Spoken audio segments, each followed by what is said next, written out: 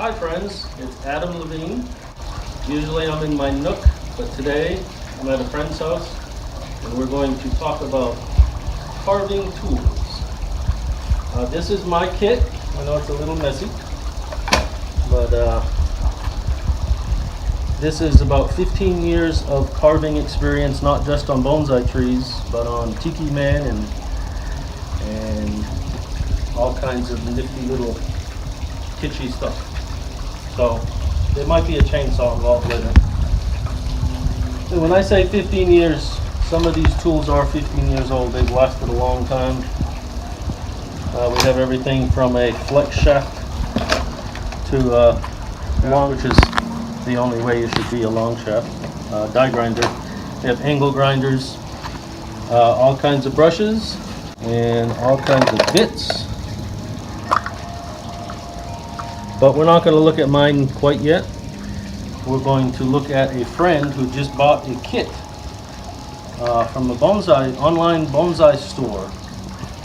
And we're going to go through that kit and try to figure out what the hell is the matter with it. And after that, we're going to work on maybe this bogey, maybe a different bogey. So we have in our greasy little fingers a Fordham Series TX and LX. This is the TX series, I guess. On the paper it shows a variable speed foot control, but this one is the bench model and it has a speed control knob.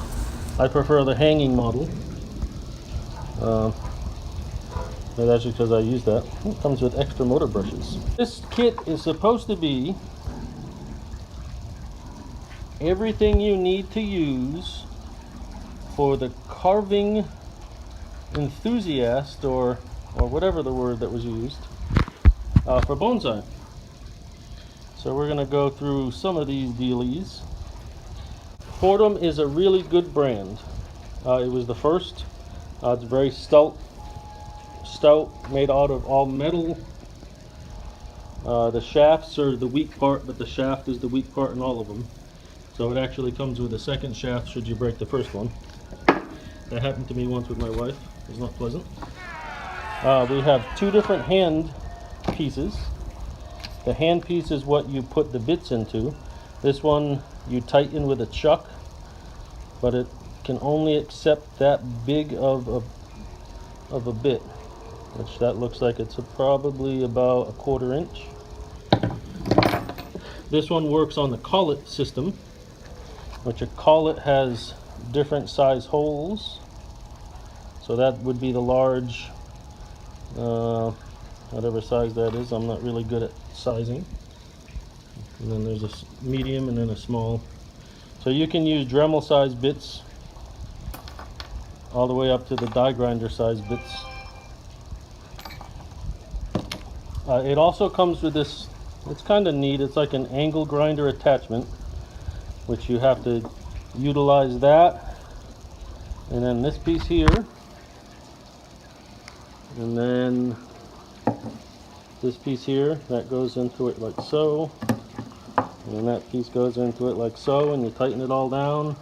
Then you have these nifty little disc, which some people prefer to grind with discs or carve with discs. I do have a tool. This is a Proxon tool, and these, looks like these wheels are interchangeable with this piece. So the Proxon does have limitations. it overheats pretty quickly. So using the flex shaft might be a better idea for that, but until I use it, I won't be able to tell you. So unfortunately, we have all these other attachments that, unless you are a metal worker or a woodworker, they don't really have any place in bonsai. This particular pad was designed and is used for cleaning rust or paint off of metal. It's also used when you do a brake job and you need to sand a rotor smooth or clean brake parts. So it's basically like a Scotch pad. So I suppose you could take bark off with it, maybe, but it comes in coarse and on medium coarse, I don't know.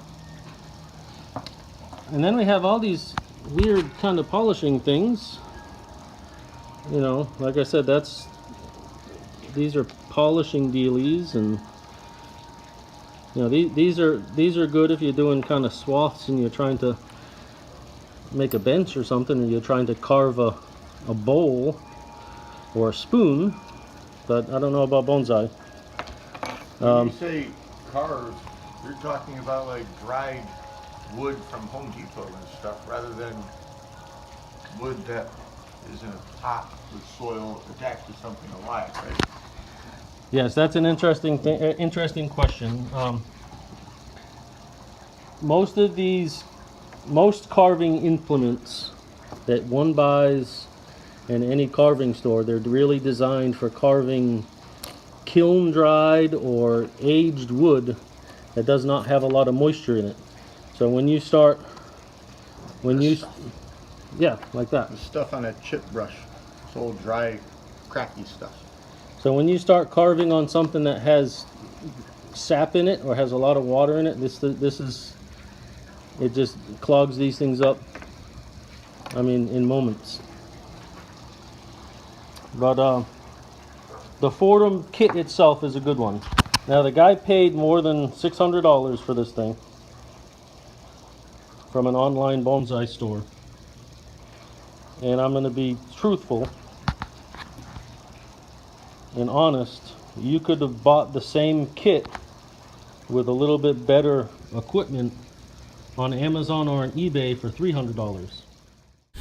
So you see there's $400 for those ones, and they come with all kinds of bits. Just for the motor, $266.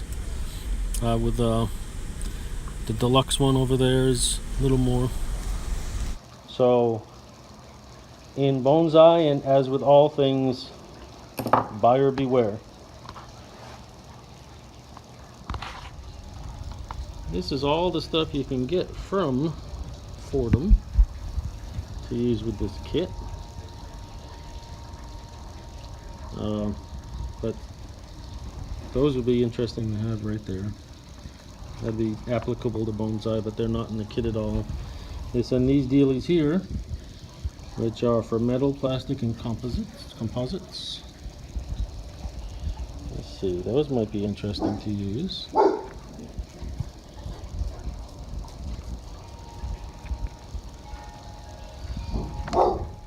So again, I am not knocking Fordham. They make a very good product. I'm knocking the company that sold this to my friend.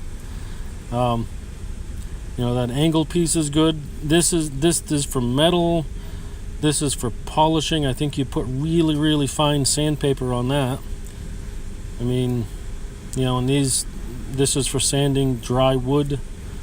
See, the holes are to get rid of the sawdust. The bits that it needed that didn't come with it are these ones. These are from Harry Harrington or Graham Potter or Del Cachoy. They're nibblers or terriers or whatever names they give to them. Samurai, ninja, have all different kind of names you can get from these people. Myself, for finishing, I use the roto saw. Yeah, it gives a really good edge. This would be something to pull bark off of the the tree. These here are different carbide burrs, very useful. Now this piece here, I'm very interested in using it. It was got at Home Depot. So anyway, enough picking on some poor misguided souls in the bonsai community. I think I'm going to start carving on this Bougainvillea. Okay, maybe not this Bougainvillea. How about this one? Weigert's? Yep, Weigert's. Stock tree. It's in a plastic pot, which is fine in case I decide to hit it with the tool. This is obviously the carvable piece. And there's some in the back as well. So my carving philosophy is use the tool that is suited to the job. So you start with the biggest one that you can use and you work your way down. And being how this is big, I'm going to start with a chainsaw, which make you look cool.